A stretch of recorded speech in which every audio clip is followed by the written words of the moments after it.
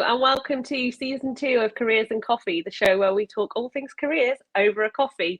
I'm joined today by my fabulous co-host, Miss Lucy Grimwade. Lucy, do you have your coffee at the ready? Of course I do. I'm also a very matchy again today. Nice. I love the fact you're accessorising with your coffee cup these days. I really need to join that bandwagon.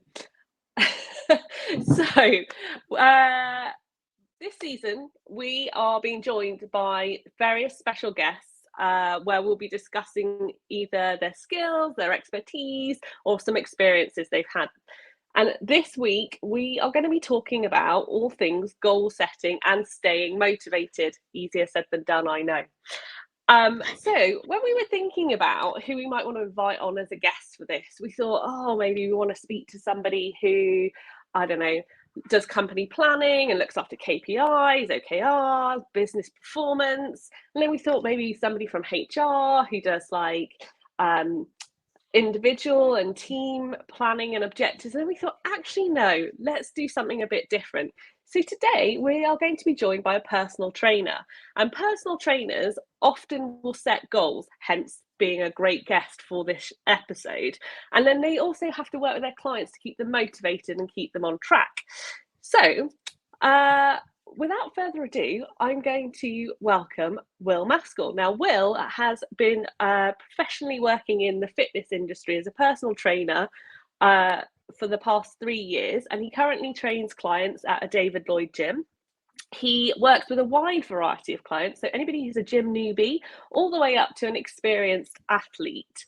He has been working in and around the gym for the past 7 years, and he uses a variety of training methods and mindset strategies, which I'm sure Lucy's going to have some questions on, all things mindset.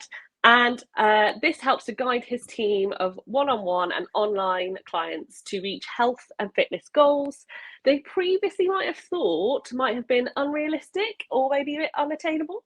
Anyway, to tell us more, please welcome Will.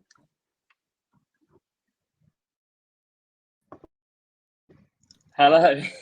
Hello, everyone. Thank you very much for having me. There we go. Sorry, Will. Welcome. Thank you so much for having me on. I've got my coffee already as well. Hi, Will. Thank you. Fantastic. Fabulous. Cheers. Thank you so much for joining us, Will. So the first question for you really is, tell us all about kind of what you do for a job. So for those that don't know anything about kind of personal training, tell us all, spill the goss. So what I do as a personal trainer, I work at David Lloyd. However, I also do a little bit of online coaching and whatnot on the side as well. So basically what that consists of is building up my sort of team of clients and allowing them to, like Charlotte said, reach their goals that they maybe thought was a bit unattainable before. So I'll program their sessions, I'll work with them closely one-to-one, checking in here and there, maybe once a week sort of thing, and just making sure that everybody is set, knowing what they're doing and making progress with their fitness. And also, like I said, with their mindset. So do you want to share a bit maybe more about kind of like where you talk about mindset? Because I think that's an interesting piece, because I think most people, when they think about personal training, they're not necessarily thinking about mindset. Mm-hmm. So one of the main things that I think is so important with people, and especially with their training and whatnot in terms of progressing, is the discipline that you need. And I think a lot of people try and rely on that motivation a lot more than trying to actually just stay disciplined and make sure that they turn up every time, no matter sort of how they feel. And I think bringing in different strategies, one of the main sort of mindset things and almost philosophies that I like to follow with my own training is stoicism. And I feel like being stoic in situations allows you to almost take out things that aren't necessarily in your control and just go with the flow, make sure that everything's moving forwards. I like that, stoicism. I hadn't really thought about that as a mindset strategy. What about you, Lucy? Nor have I, really. It's really interesting. I think when I think about mindset strategies, I'm on that whole kind of reframing kind of negative thoughts into more positive thoughts. So probably like I go to the gym and instead of my negative mindsets like, oh, you know what? you've been twice already this week, you don't need to go again, da da da. But then for me to switch it around, and this is what I've been trying to do a lot more recently, is like, I know, but I actually have a goal. Like, I'm doing the Couch to 5K. So I have a set program, doing the Couch to 5K app, happy to promote it here. And that's what I kind of changed my mindset this morning to be like, no, get up, go to the gym. Because then you feel better for it too. So it's kind of, I always try and change it around. Reframing perhaps is what I'm trying to say. So based on what you just said there, I think having a goal in mind, maybe like a short-term goal, and then more of like a medium-term goal, and then like a longer-term goal that over time you want to make sure that you're building up and working towards. I think having things set in mind, and then, like you said, having like the framework to then progress and make sure that you're building on top of. So say you've reached your short-term goal, which was, I don't know, I wanted to lose 2 kilos in a month to kickstart my sort of weight loss.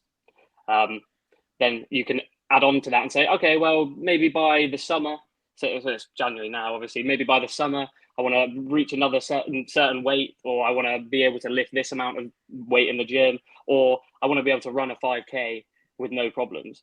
Something like that, and just building on top of goals that maybe you've already reached, I think is a really good way to improve. Yeah, I like the fact that you talked about like measurable goals. So like in business, lots of like frameworks, I talk about like OKRs, for example. So you have an objective, which your objective might be to lose weight, but then you've talked about measurable things, which are like the key results. You usually have sort of 5 things that go underneath that. I think where people often fail is they don't have those measurable parts to it. But we'll dive into that in a bit more detail shortly. So, Will, dying to know, did you always want to be a personal trainer? Well, I guess that's a difficult one to answer, because when I was a kid, I always wanted to be a vet for some reason, because I just loved animals. And no, seriously. So and that might be weird to think, but because I always loved animals, and I loved sort of looking after things. I remember when I was like, I must have been about 7. I remember we went on holiday to, I can't remember, somewhere around Devon or something, and there was like geese and chickens and stuff all in like a little paddock out the back, and I just remember looking after them and just sort of messing around and playing around with them. And for some reason, ever since then, I wanted to be a vet. But then that all changed because my just a bit more context. My dad is a personal trainer and a physiotherapist, so that's why I've always sort of been into this sort of stuff in terms of like. In terms of fitness and health and injuries and all that sort of stuff, making sure that I'm not, firstly, keeping myself in a good enough health so that I can be functional enough to complete my daily tasks without having to worry too much about injuries or anything like that. And I think ever since I started getting into all of that, I think that maybe progressed, and I was going to the gym so much, and I thought, well, I might as well help people out and get paid for it too. So. Nice. So I think, is it fair to say then you were inspired to become a personal trainer through your dad? Yeah, definitely. I would say nice. So. That's really nice. That is really nice. Will, we've asked lots of people this question on our Careers and Coffee LinkedIn Lives. And I'll be curious to hear from you as well. What's your number one learning that you can take away from your personal training career to date? As in something that I've learned? Yeah. I would say being able to adapt is one of the main things. So, for example, I don't know, if I'm training somebody in the gym and there's, say, like a certain exercise or a certain machine that we can't get on that was part of the program, being able to then adapt and know other exercises, for example, that can work the same muscle groups or build up your sort of muscles in that respect to be able to get to your goal. So being able to adapt, I think, is probably one of the main things. Yeah, I really like that.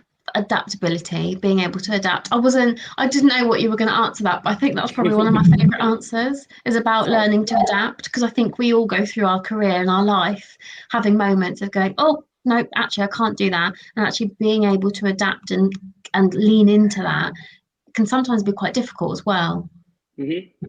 Yeah, I think, well, I know from my experience when I first started personal training, having to adapt was something that I was almost like a little bit scared of, because I wasn't maybe as sure in my knowledge as I am now.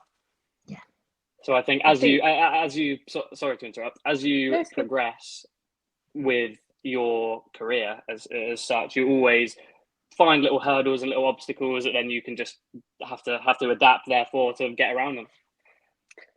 I think just to add to that, I was going to say that I think that really shows like a really strong growth mindset as well. You know, having a fixed mindset and being like, I can't do this or I won't do this is, you know, a challenge. Whereas we have a growth mindset and being like, kind of, and I'm sure you hear lots of I can't and I won't. I definitely do.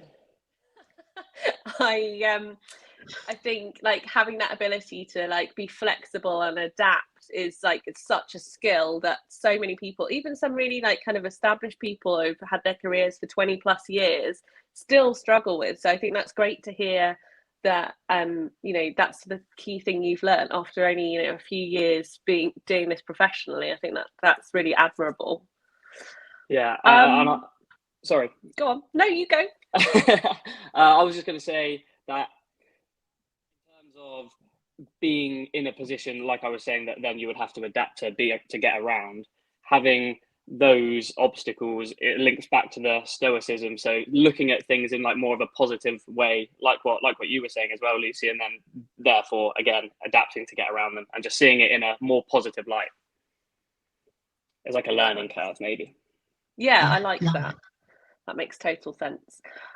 So thinking more sort of kind of specifically about goal setting itself, obviously I touched on this earlier, in the world of business, you tend to follow frameworks like OKRs, so where you set an objective and you have key results, or businesses do business performance things like KPIs, so key performance indicators, either leading or lagging, to set goals, or use things like SMART frameworks when they're, you know, trying to set objectives. Is there like a methodology that you use when you go out and think about setting goals with clients? Or I know you touched on the mindset strategies piece, but it would be good to understand like how you approach it for clients, but maybe also a bit of how you approach it for yourself, because I suppose part of your challenge as a personal trainer is that you also need your own goals to kind of like, I don't know, keep up with like the latest things that are going on in the gym and like, so maybe you could share like any frameworks that you use or what your approach is to actually setting goals. So ever since even doing PE lessons in school, we've always spoke more about smart goals, like you said. Yeah. And that's always sort of been the thing that I would base my own goal setting off of. However, I won't sit there and write out the abbreviation SMART and then fill out the sort of fill out the abbreviation itself. Most people don't, funnily enough. But I guess if I had to say, I would probably follow that framework, because having like something specific, and then so again, like we were talking about earlier, having like that measurable goal and then working towards it in that respect, I think is probably one of the best ways that I carry it out. I really like that, Will, and I think there's something about, I don't necessarily like KPIs, considering I work in business, and I also do like Lean Six Sigma kind of as a corporate career as well. I actually don't like and love like things like KPIs and SMART, but I do appreciate that actually sometimes you need to have like some kind of metrics in place, especially like stuff that you do, Will, for sure, around kind of, you know, if people are trying to like gain weight, lose weight, you know, smash their personal bests on different things that they're doing. There's something that you just kind of said, and it made me think about, just as a qualified coach, the stuff that I do with like goal setting, and I'd love to hear your view on this as well, is some of the stuff that I have done with clients previously is create kind of like transformational goals, in the sense of having like an affirmation to work towards, like I am confident, or I am living my best life, or whatever it is. Some people have written amazing goals, which are just the creativity that come out of people. And this year, I personally haven't necessarily set myself any specific goals, but I'm working towards a word. And I think there's like, I've got a word in mind, and then I'm like, I've got little bits kind of to it. I just wanted to get your view on that, really. I love that. I really love that, because that almost works in terms of it's like a manifestation, isn't it? Yeah. So I love all of that sort of law of attraction stuff, in terms of if you are, and if you almost embody the person that would say receives these things, like if you embody a person who loses weight, a person who is active, then therefore you will reap the rewards of somebody who does those things. So I think having that sort of affirmation that you said, and just almost living your life based around that, you almost have no choice but to get to where you want to be. Yeah. It's really interesting because this is very similar to a previous guest that we had on, Holly, who'd also talked about something very similar, which is about sort of, if you have a positive mindset, then to your point about law of attraction, positive things happen to you. And I think it's interesting how many people have this belief now. And I think, it's really positive and it's good for people. It makes people more mentally strong to have that kind of belief. I'm loath to use, like improves your mental health, but mental strength, I think, is really important. I agree. And well, that's actually, I'm slightly going rogue with some of these questions, but that what you've said there, Charlotte, is really interesting. Your job working kind of personal training is kind of, people think personal training is about improving my body, improving my fitness levels. Do you ever find yourself working with clients and you're helping with their kind of mental fitness as well as their physical fitness? 100%. I have, and I'm not going to say names or anything like that. I have one of my clients who, unfortunately, recently their partner passed away, and they feel like coming to the gym is just something that firstly gets them out of the house, secondly it gets the endorphins rushing, and it's good for them, so they know that they're going to be progressing. So I think having something that maybe if like something tragic has happened, obviously God forbid, but being able to stay active and stay on top of things and keep that motivation and keep that discipline can, in terms of the law of attraction as well, you're going to be becoming a little bit more of a happier person, I guess, or maybe even in just in that moment. And when those endorphins are rushing around your body, when you're pushing the sled with 40 kilos added on all the way down the track, which I know some people around here hate. Thank you for that, Will. I think it was 50 actually last time. But... Yeah, I think it might have been as well. but even just doing things like that, it just might take your mind off things for even if it's just momentarily. And I think just having that is so important for just trying to see the light at the end of the tunnel, maybe for people that aren't in such a good headspace. I think that's really I think it's really true. And like talking from personal experience, so obviously I think it's now apparent that Will is my personal trainer, just for the audience. Yeah. Sorry if I spilled the beans on that too early. So I think like for me, where I've been in between jobs, like seeing you twice a week, giving that routine and like having those like goals and thinking about achieving stuff, like when you're job hunting, I definitely think that has helped with my mental strength. And so I appreciate it's a different example to the one you gave, but I do think that, routine and, setting those goals and, getting those endorphins out, as you mentioned, I think is really important. Oh, yeah. Absolutely. Having knowing that you have something to, even if you might not like a certain exercise or something like that, knowing that you have something that you're working towards, even if something else, like you say, if you're like job hunting or something, even if that necessarily isn't going to plan, at least you've got something. Like, okay, I've been to the gym in the morning, that's a win for the day. I think getting that win for the day in the morning is 100%. So important. Absolutely agree. There's something that you just said there, Will, because I was kind of one of our questions that we have down to ask you is about, why is goal setting so important? And you just said something, it's like giving you something to work towards. And actually, for me, if someone asked me that question, why are goals so important? I quite like having something to work towards. Would you also say that's why goals are important? Oh yeah, absolutely. Because if you don't have anything in mind to work towards, you're sort of it's stuck in the limbo. I feel like if you exactly, I feel like if you say, okay, my goal is I want to be able to bench 60 kilos, for example, bench press 60 kilos, which for some people at the very beginning of their fitness journey might seem ridiculously unattainable. But once you've hit that 40 kilo mark and you're like, okay, I'm getting somewhere, then that's where the motivation comes in. So I think in terms of being able to ensure you're making progress towards the goal that you want to have, having the goal and then taking like smaller baby steps and then building up to maybe in terms of like maybe a short and then a medium and a long-term goal, just jumping over little hurdles and getting those wins just increases your motivation even more.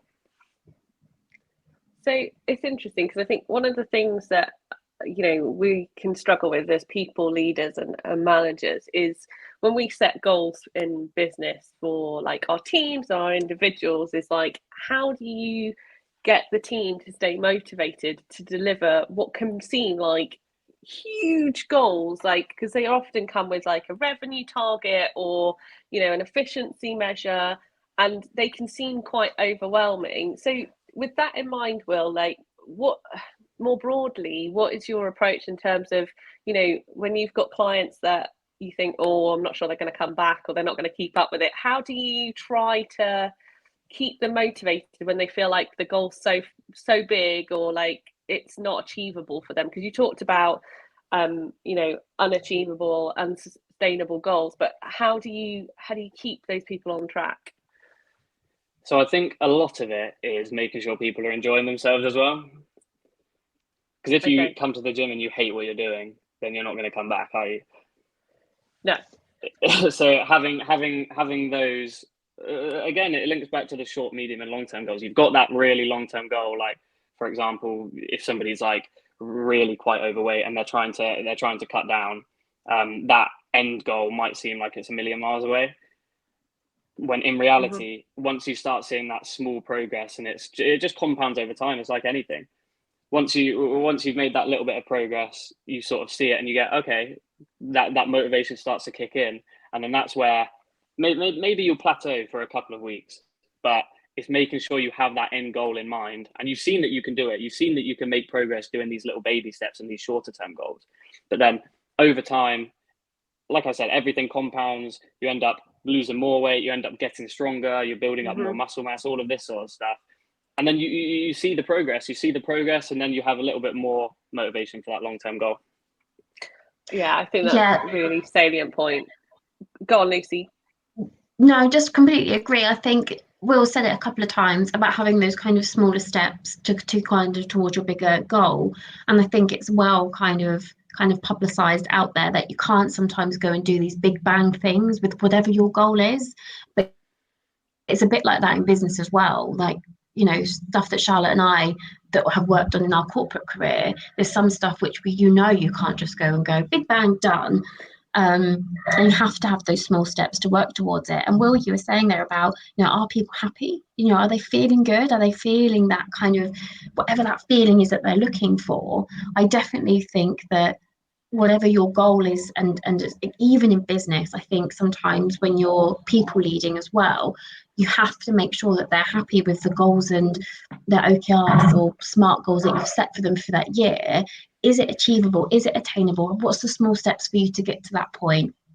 And having something in there as well about a reward and recognition, because perhaps in a way, Will, with the stuff that you're talking about, but whatever their kind of fitness goal is, they can physically see themselves changing or feeling. Sometimes you need like a bit of a pat on the back from, having, just again, working in corporate, having that line manager go, do you know what? Love that bit of work, smashed it. Charlotte, I don't know what your view is on that. No, I quite agree. I think, you have to have an engaged team for them to be able to want to deliver some of these big bets, as what a lot of kind of startup businesses call them, like, these big bets where they've got clear objectives that sit behind them. But it comes back to what I said at the beginning, really, for me, and Will's talked about it a lot. It's about having things that are measurable, and in those kind of steps of, okay, so you have this aspirational like goal, or and then underneath that you're like, okay, so I need to do this, and this, and once I've done all of those things, then I meet that aspirational goal. And I think it's important to have some stretch in a goal. I think having it too specific and too easy to obtain, it's not a goal, then it's just part of your job. And it's important to have that stretch, because you can then scale and grow as either a human or an employee, or as a business. So I think it's important that it's not an easy goal to obtain, but you've got a path of how to get there, and so you can kind of tick off the, oh, okay, I've done this bit, and this bit, and I'm nearly there, and you see that progress. I think that's really, really key to any goal setting, because I think it helps keep a team motivated, that they can see that actually, I'm not that far off from achieving it. Because let's face it, usually when we're setting objectives and goals in a business, there's remuneration attached to it. So people want to get their bonus. So whilst that's part of the kind of carrot and stick, I guess, for want of a better phrase, I think, actually seeing the progress they're making and thinking, actually, I might get this bonus is exciting and keeps people engaged and motivated. Yeah. What do you think, Will? I think that in terms of seeing the progress that you're making, like Charlotte, like you both were saying, it just brings you almost onto the path of your progression. So a way I like to do it in terms of my training and my clients as well, I had to really think about what sort of software that I wanted to use to track all of my clients' progress.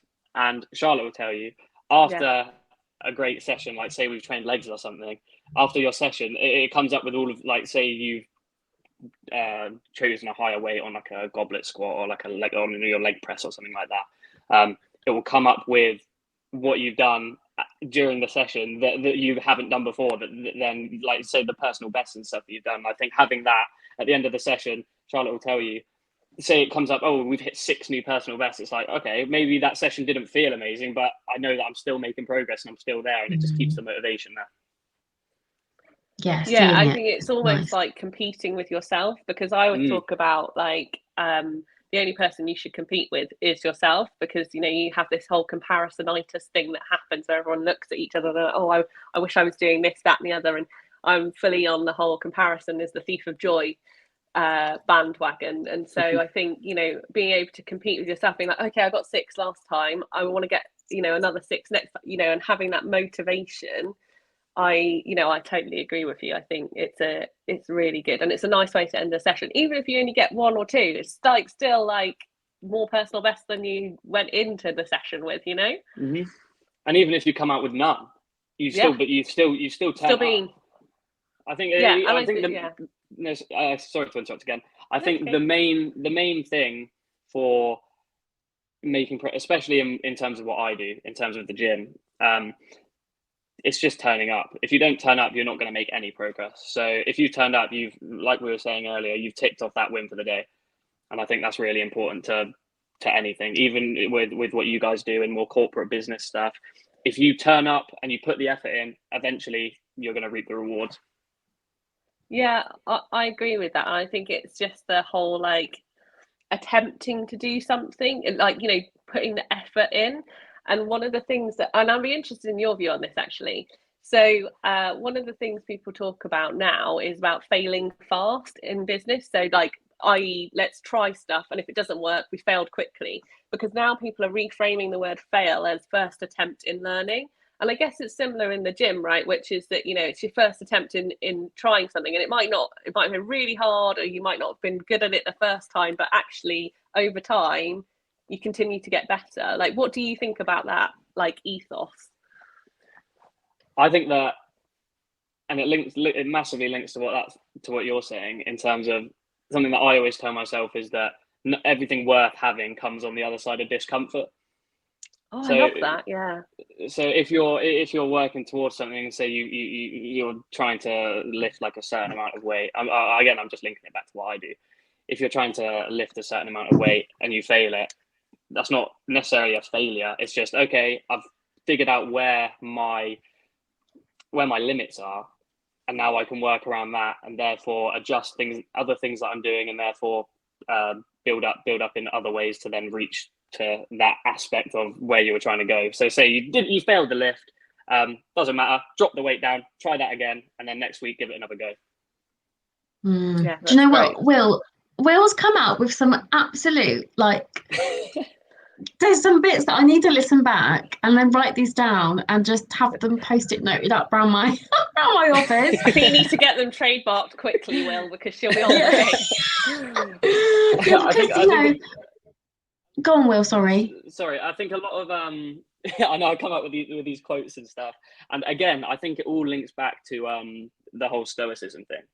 Yeah, being able to see an obstacle and adjust what you're doing, and then see it almost as a learning point. Yeah.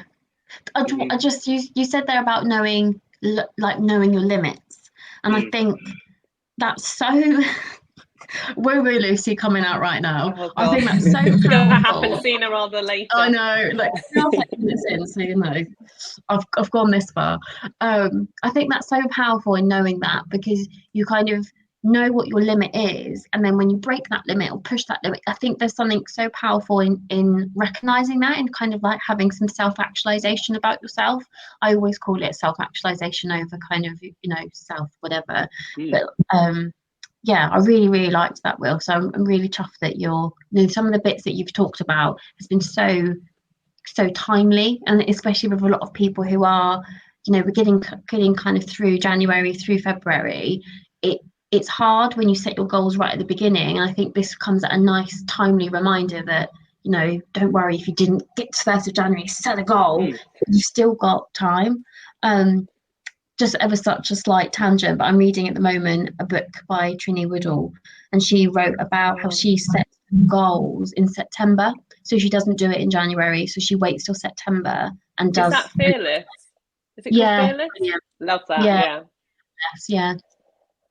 I also agree. So when I started seeing Will, I saw him from June. I didn't want to in my experience, and again, Will, love to hear what your view is on this. But you know, I've been to the gym a bit in January, and I've seen a few new faces.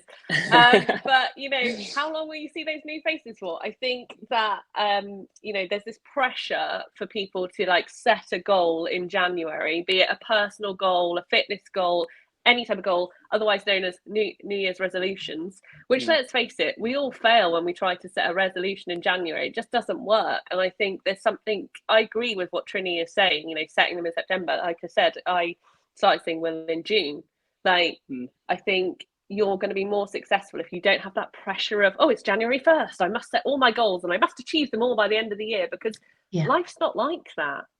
It's rubbish. What do you think, Will? I think I see that firsthand working in I bet you do. working in a commercial gym. The amount of people that who have obviously set their New Year's resolution as, I need to get in shape, I need to get to the gym, I need to just be more active, sort of thing. And you see these people, it's like a big influx of new people signing up and whatever else, and new people, and especially me, I'm picking up a lot of new clients in January, especially. I'm in two minds of, January is a great opportunity to set these goals, and it sort of gives you a starting point. For people that maybe aren't as motivated to just come in and just smash it out like you were in June, it almost gives people like a reason. It's like, okay, 2024, I can really start working on myself. So I think in that respect, it's good. However, I think that I agree with you in terms of the pressure that it can put on people. So people signing up to the gym, okay, I'm paying my gym membership now, I need to go. And then if you do end up failing your New Year's resolution, then that's where the demotivation starts. So I think that you should set your goals, but you shouldn't necessarily have like a start date. You should almost just work towards it and try and embody the person that you want to be. I agree. I think it's more important to have an end date to your goal. So I want to achieve it by then, not I need to start it by now. And that very much mirrors how typically goals are set in organizations, you know, end of quarter, end of half year, end of the year, like end of this month. Because let's face it, it's never by the beginning of a month. I've never ever set a goal that says, by the beginning of this month, I'm going to do this. Maybe I'm going to change my goal setting now. But I think having an end date is so much more important than having a start date in you know, saying I'm going to achieve XYZ by this date. Lucy, what do you think? Yeah, I think I've set myself really unrealistic goals before, and I'll be really frank and honest about it. And I've been like, right, at I don't know, at the 1st of June, I'm going to do this, and then by the 20th of June, I'm going to be da da da. And I've been very strict, and I've spent like hours creating like vision board and doing all this stuff. And actually, I don't think it's very healthy. And I think that it's quite a lot of pressure. And I quite like what you've both have said there around having a bit more of an end goal than like an end date to the goal than a kind of start date, because you think, oh God, it's Monday, I've not done it, or and it's the 1st of the month and I've not done it, and then you just kind of fall off, don't you? Fall off whatever you're going to do, and then you feel that's just my opinion and my own experience. No, really. I agree, but it's like when people start diets, and like, I'll start on Monday. They never Yeah, start yeah, on Wednesday. yeah. I think we're all guilty of it. Yeah, I think we're all guilty of it, and I, I don't think it's overly helpful. I think I saw some sort of study the other day, and it's like you're more people who start their sort of journey towards their goal on I think it was on like a Sunday or a Thursday or something, are like way more likely to reach the end goal than people who start on the Monday. I like that. That's interesting. And Sunday or I Thursday? Think, yeah, well, I can't remember which one it was. It's like, and it's basically any day that isn't Monday. Okay, that's as long as you're not out starting on other Monday, days. as long as you're not starting on Monday, you're all right. But I think what that is that you're almost taking away the pressure. Like, okay, I'll start when I'm ready. But then if you always leave it to start when you're ready, maybe you never know when you're going to be ready. So it's like I said earlier, getting out of your comfort zone, and like I said earlier again, anything that is worth having is on the other side of that discomfort. Nice. Yeah. So I'm quite conscious that I could literally sit here and talk about goals and like mindset and motivation. I could literally do like a whole 24-hour recording of this. But I appreciate Don't worry, that some people probably that. need to finish their coffee and like go back to work. Yeah. Charlotte, is there any other questions that you have for Will? No, I think he's answered them all really, really well. So thank you so much for joining us, Will, today. Thank you so much for having me on. I really enjoyed it. Oh, Will, and is there anything before we kind of wrap up? Is there anything else that you'd like to add as well? Not anything specific. I just I hope people can take away some of the things that we spoke about today and then implement it into their own lives. So that's about it. Great. Well, we'll share Will's Thank contact details in the comments. So please feel free to reach out to him should you need some motivation or some personal training. In fact, as I can actually recommend him. Thank you. Love that. 100%. Everything that we've talked about today will be in the comments, and we also really love to hear from you as well. Like, was there anything that Will had said that's kind of inspired you? I'm so looking forward to watching this back and catching some of those kind of golden nuggets that Will has said. So look out for my future LinkedIn post where I'm probably going to be quoting Will. Just so you know. But thank you so much for joining us. It's been an absolute pleasure. And thank you to everyone that's watched us today as well. If there is a specific topic that you'd like Charlotte and I to talk about, if you'd like to become a guest here on Careers and Coffee, here you should see now our email address that you can email us. So it's careersandcoffeell, LL stands for LinkedIn Lives, if you're wondering, at gmail.com. So please do feel free to drop us a line to let us know kind of anything that you want Charlotte and I to maybe look into and talk about, or whether you just want to come on and share some of your SME knowledge. We'd absolutely love to hear from you as well. We appreciate that not everyone can join us at 8 a.m. live here on LinkedIn, but what we've done is we have conveniently for you put everything onto a YouTube channel called Careers and Coffee. I will make sure that the link to this is also kind of in our comments, but you can find us on YouTube, Careers and Coffee, so please do go and check us out. We've also done a kind of on-demand series, because that's who we are now, called Tailoring Your Trajectory, and Charlotte and I are going to be adding some more to that throughout the course of 2024. So please do subscribe, because there'll be some stuff on there that we won't necessarily be doing on our LinkedIn Lives. We'll be back next week, and thank you again, Will, for joining us, and we hope you all have a wonderful rest of the day, and we'll see you next week. Cool.